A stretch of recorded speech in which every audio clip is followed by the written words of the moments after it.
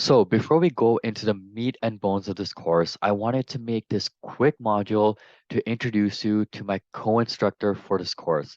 So guys, I want to welcome Drew to this course. He'll also be joining me in teaching you this course about Redbubble. And the reason that I've invited Drew to be a co-instructor and the reason that I'm so thankful that he's accepted my invitation is because Drew is a Redbubble expert. He has a very successful Redbubble operation on his own, and not only that, but Drew is a guru when it comes to all things related to print on demand as well as dropshipping. And he's helped a lot of students himself.